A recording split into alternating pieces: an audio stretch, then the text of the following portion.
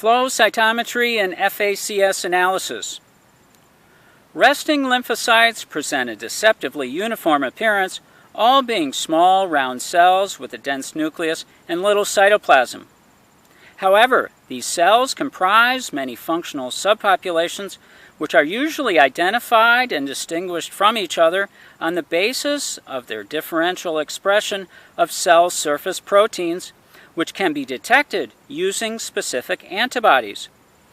B and T lymphocytes, for example, are identified unambiguously and separated from each other by antibodies to the constant regions of the B and T cell antigen receptors. T cells are further subdivided on the basis of expression of the co-receptor proteins CD4 and CD8. An immensely powerful tool for defining and enumerating lymphocytes is the flow cytometer, which detects and counts individual cells passing in a stream through a laser beam. A flow cytometer equipped to separate the identified cells is called a fluorescence-activated cell sorter, FACS. These instruments are used to study the properties of cell subsets identified using monoclonal antibodies to cell surface proteins.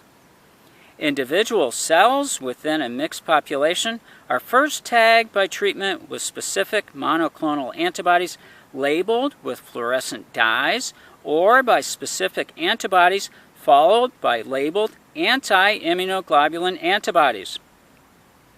The mixture of labeled cells is then forced with a much larger volume of saline through a nozzle, creating a fine stream of liquid containing cells spaced singly at intervals. As each cell passes through a laser beam, it scatters the laser light, and any dye molecules bound to the cell will be excited and will fluoresce.